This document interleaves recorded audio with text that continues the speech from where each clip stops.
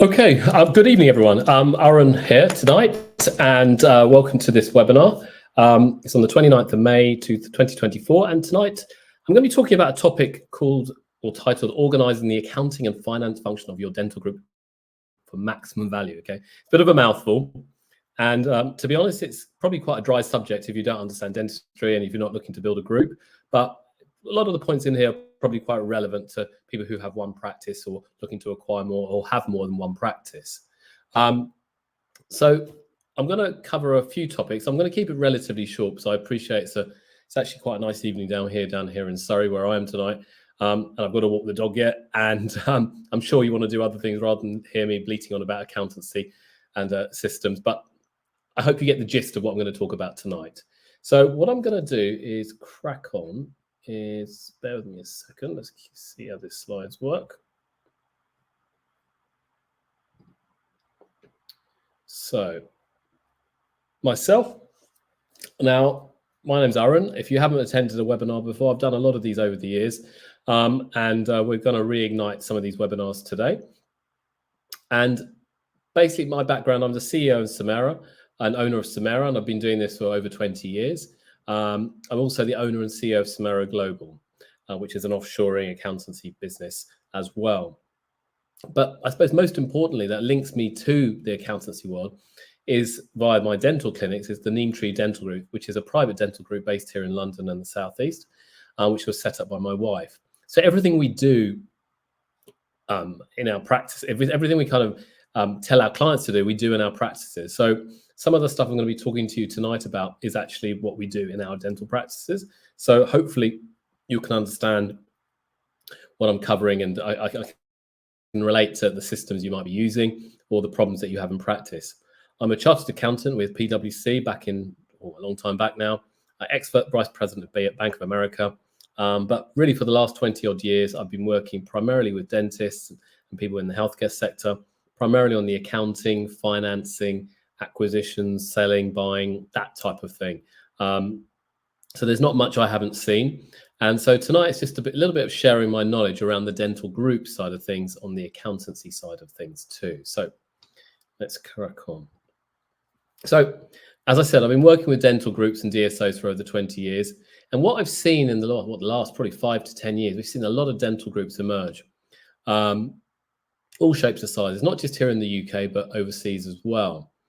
And what kind of things I've seen, and what differentiates them, but it's a common trend, is that many of the groups have emerged, especially in the earlier years, were just cobbled together.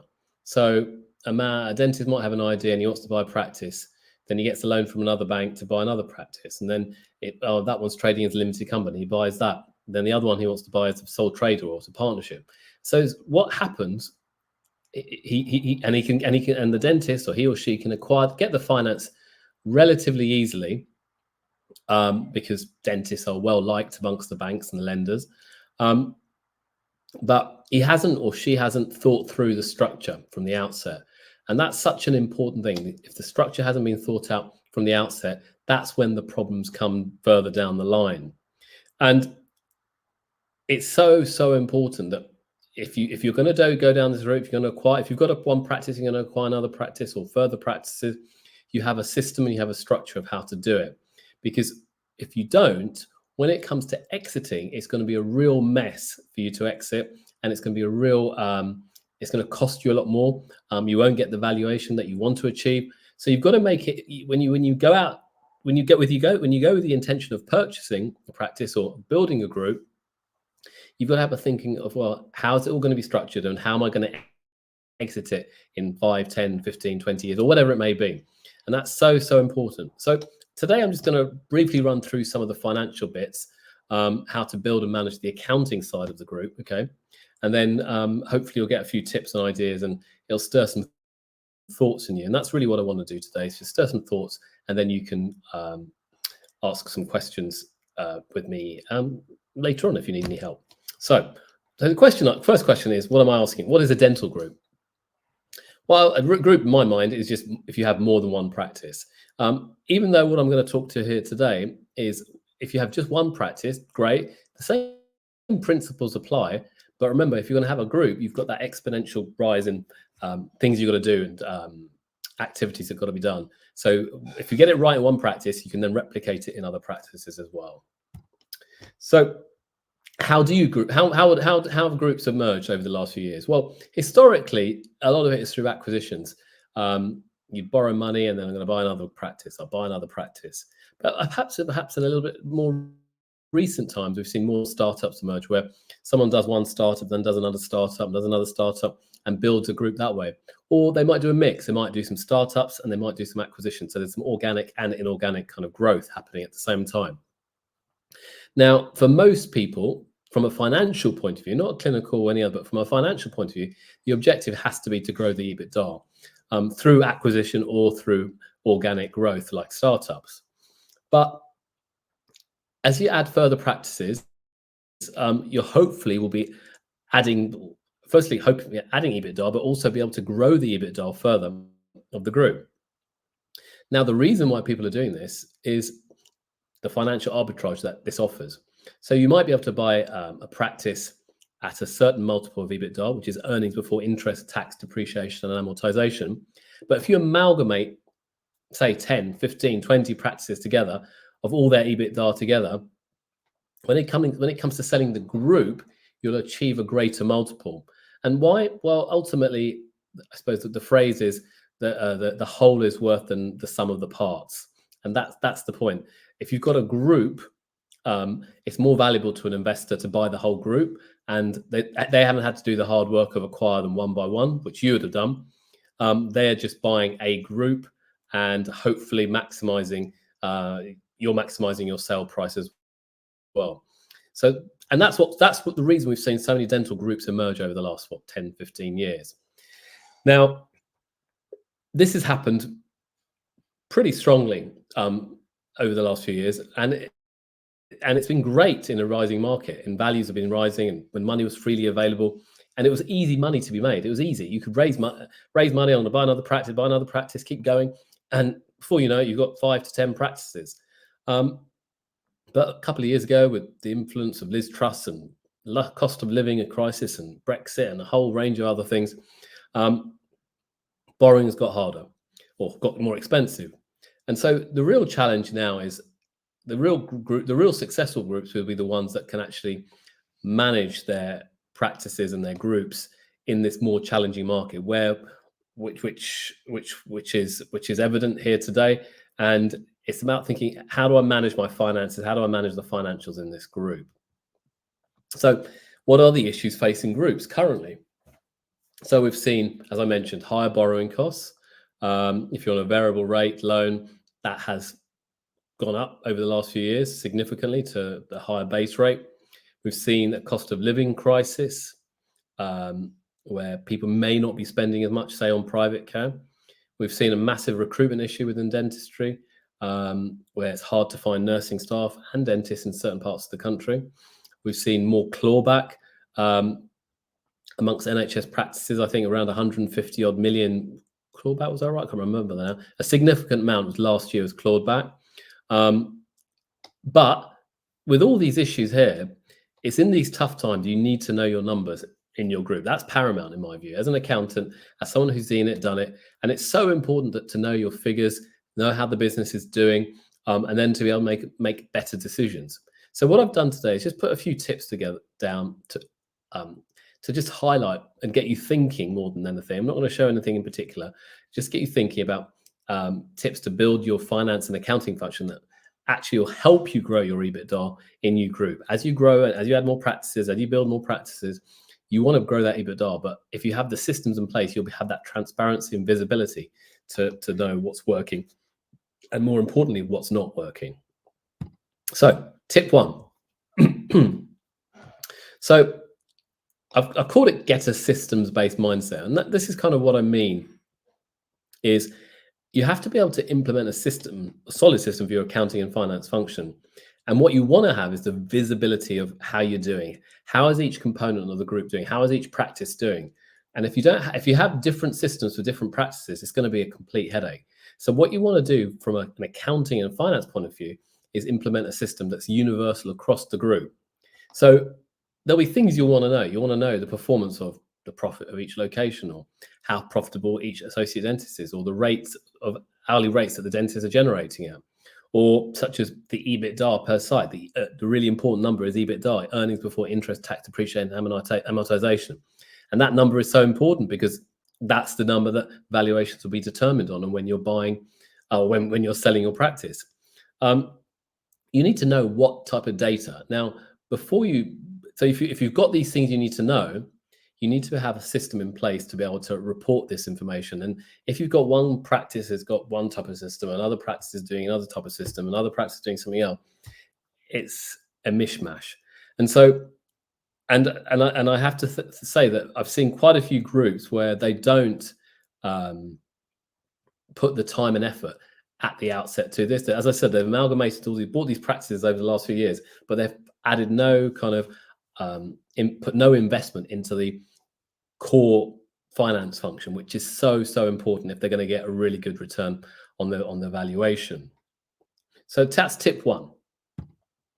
Number two is the framework. Now, I mentioned it earlier. I've seen groups over the years where there's limited companies. The practice owner also owns a sole trader. He also has some partnership with someone else. He has a limited company with his wife. Some practices are a limited company. Honestly, it's just a mess. Okay, and it's not a great way to manage it. In addition, if you've got things in different entities, like a sole trader, some in a limited company, and then that means they're not part of a group. Okay, and for group purposes, if you've got a group, you'll be able to save significant more tax if you're in a corporate group structure, because you can offset the profitable entities against the loss-making entities in a group. But if you have a sole trader that's loss-making or profitable and a company that's loss-making, you can't offset them. So all these things come into play. Kind of my personal favorite structure is to have a holding company at the top, and under that holding company, there'll be individual companies for each practice. Now, you could have one company below, which might have a few practices in there. Fair enough. But ideally, I would always say you have individual companies with individual practices. Why? Because ultimately, you might in the future say, I've got 10 practices, but I don't like this practice here because it's so far for me to travel. I want to sell it. So it's easy to sell it because it's just selling the shares of that company from your holdco to another party. And therefore, nothing is jumbled up. It's not mixed together, and it's not a messy transaction. It's an easy exit. So important to set that framework up. And as I said, a jumble of companies, partnerships, sole trade is messy, and any serious buyer would always discount the price they'll offer you because of the complications, because of the mess. And we've seen deals fall apart because of this, because they might have something like 20 practices, but they're in a real disarray and real mix, no reporting lines, there's no clarity. A buyer will say, you know what, I don't want the headache. I don't want to pay. I don't want to take the risk of buying something that I can't actually see the visibility of. So key important thing here, make sure you have a framework and it's kind of set in stone, and then you add to it incrementally as you go along. Right. The third aspect is technology and software. Now, there's so much to consider in the accounting space with technology, and you have to think, how are you going to be managing this? Now, I'll come on. The next slide is actually some choice of tech stack, but these are just some of the questions you need to think about before you even go down the route of choosing the right tech for yourself. You have to think about, okay, you might be receiving invoices at your local clinic levels. How does that information get into a system? Does someone key it in?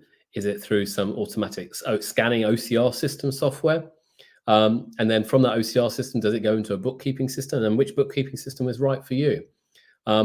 Do you also then have standardized charts of accounts? So that means, are the P&Ls and the balance sheets looking exactly the same in terms of the titles and the headings, the same in each entity? Do you have those set up standardized across the board? Will you have overheads in the central head office overheads? Or does all the information that comes in not go to any of the clinics? They come to you as a central headquarters. Do they all come there in one place? And And if that's the case, how do you know what's being purchased? What kind of payment authorities do you have in control in place? So, and also, and as a result of that, do you have a hierarchy in place for sign-offs for something to be ordered, say over £1,000 or £5,000, whatever it may be? And then ultimately, who's making those payments? How do you know that what you ordered has arrived, and then at the same time it should be paid and it hasn't been returned, that it needs to be returned or hasn't been damaged or whatever? So you need to think about all these systems and processes. These are so important. These are fundamental. Now, and if you have a single practice, you could probably do it relatively simple. Because when you scale up, you've got to think about all these processes and procedures, not for one practices, but for multiple practices. Therefore, you have to think about having that a system mindset, as I said in tip 1. So those are kind of some of the questions you need to be thinking, or using these questions to ask an advisor, such as ourselves or someone else, to help you implement.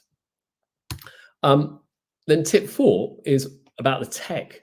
Now, again, there's a sea of technology out there in the accounting space. Since I've been in accounting, it's just grown kind of exponentially. I'm showing my age here, but when I started, it was pretty much things like Excel and Sage. But now we have, in the bookkeeping frame, Xero, QuickBooks, Sage, and multiple others.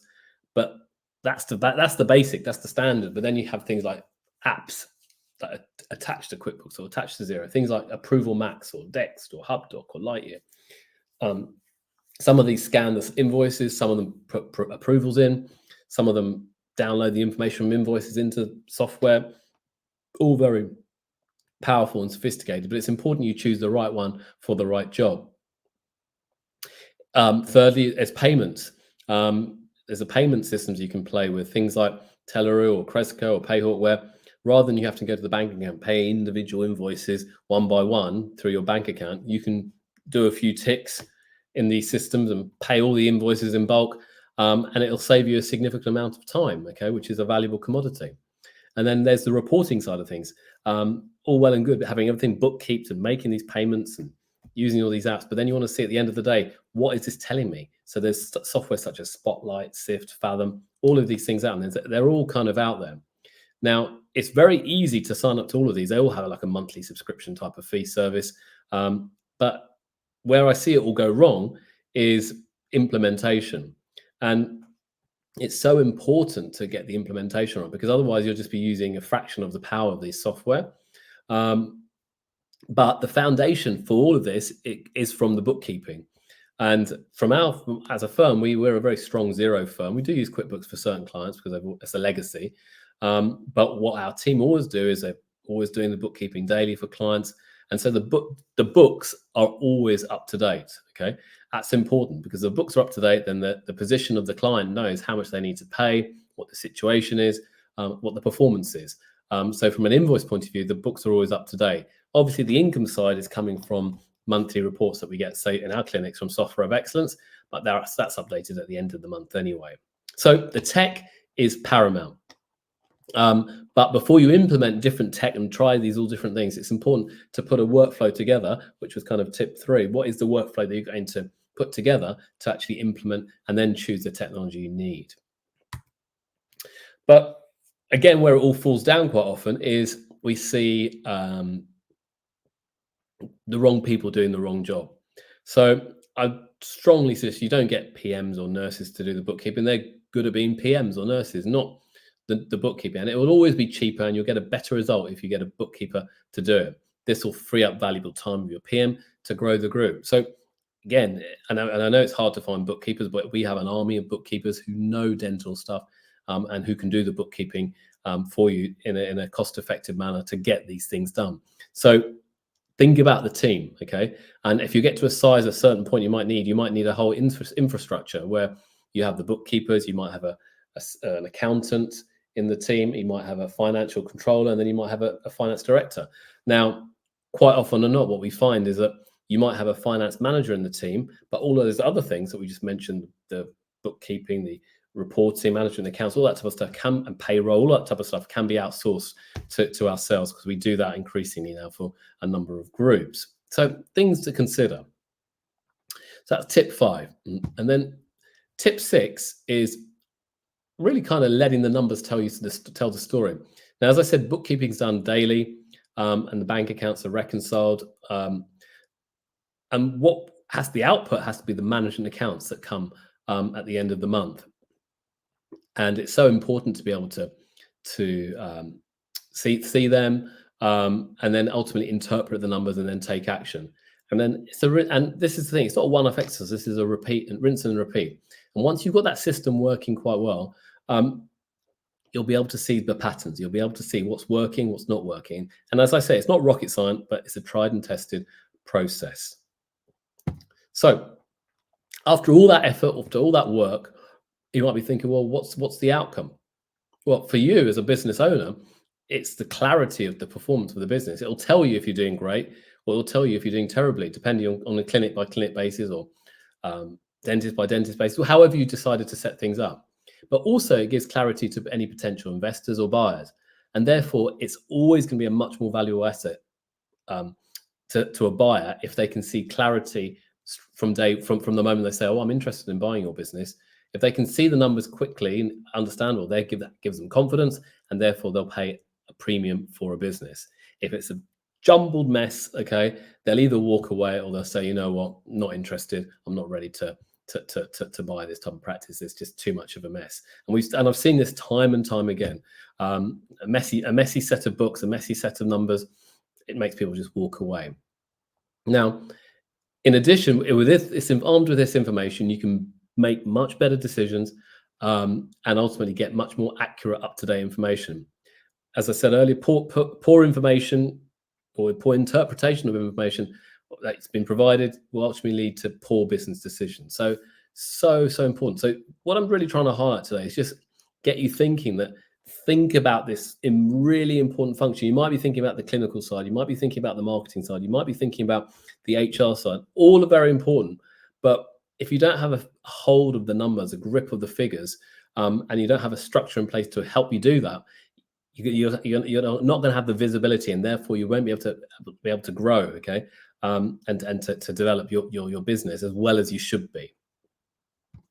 So, as I said, I was going to keep it short today. I'm going to kind of just wrap up, but there's a few things we can do to help you if you need some help. We can help you with the bookkeeping side of things. In my mind, it's a simple thing, but it's sometimes the thing that's done the worst. Okay, and I've seen so much. So accurate bookkeeping is so important, because that ultimately underpins the management information. So when you're saying someone's going to do the booking, it's got to be posted to the right part in the package, and therefore then you're going to be reliant on that information to say, what's this account telling me? What are these accounts telling me?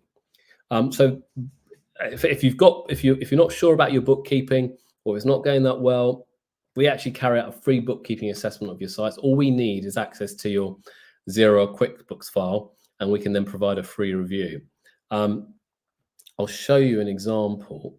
Hopefully I can show you one. I'll show it towards the end, okay? At the end, I think.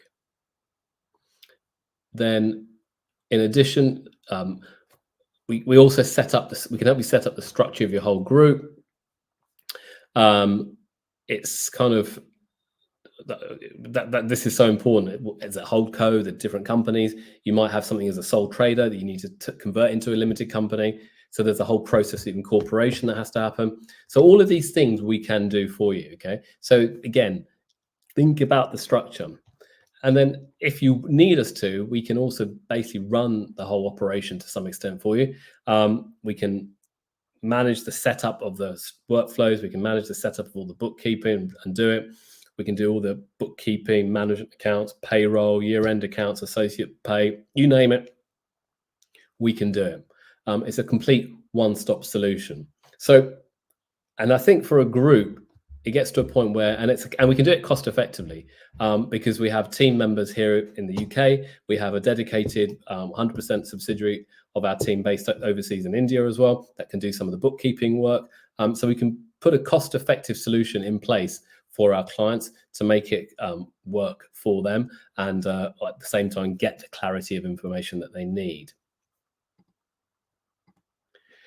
So if I've tickled your thoughts here, got you thinking about anything today, you can certainly book a call with me.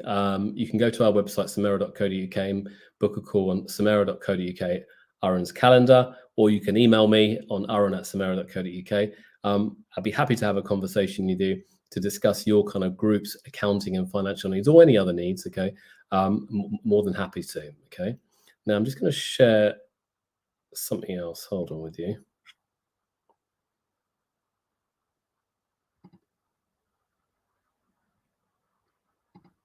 Bear with me a second.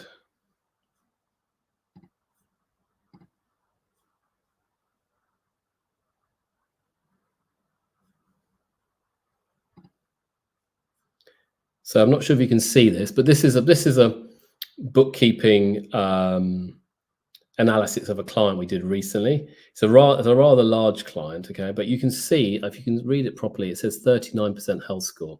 Now, actually, I'm going to make it bigger if I can. Take my face off it.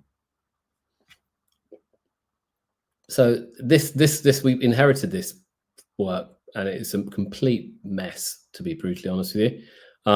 And you can see it scores it at 39%. And the software that we have, it can tell you the amount of errors, and this is saying it's over 17 odd million pounds worth of errors. It's a massive problem. But you can see down here where the errors are. Things like old unpaid invoices, or old purchase credits, or there are duplicate bills. So all of these things have to be rectified. Now, this is an extreme example. Hopefully you're not in that situation, but if you want a bookkeeping health check done, we'll be happy to share that with you for free. As I said, all I need is your access to your files, to your Xero or your QuickBooks file. We just need to sign up, and then we can do that. So as I said, you can email me on aaron@samara.co.uk or get in touch. As you can see, there's a few more things here. It's scoring you on different things. So just going back to this. So in a nutshell, to summarize, I've been speaking for half an hour there. Time flies, doesn't it? I did promise you could be able to get out, and I do have the dog kind of watching me beadily, wanting me to take him out or take her out. So in a nutshell, if you need any help, think about the tips I mentioned today, though. It's get a systems kind of just go around through these again. Systems-based mindset. So think about what information you need and implement a system across the whole group. Think about the framework. Okay, is it all going to be a holdco? Are there going to be limited companies underneath it? And what are the tax consequences with that? Think about the technology. How's the information coming into the business? How are you using that information? How are you recording this information? Then how are you making payments out? So all these questions are relevant. Think about it. And then what is the tech that you need to use? There's a whole range of tech on here. Get that right, choose it right, and make sure it kind of is suitable for your needs. You don't want to over egg it, but you don't want to under egg it as well. And get the right people to do it, the team. Don't use your internal team, get external people. As I mentioned earlier, we can support that if needed. We have plenty of team and plenty of experience to do this. And ultimately, let the numbers tell you the story. You can't hide from the numbers. If it's done accurately, you'll know whether you're doing well or whether you're not doing well, and then you can make better decisions.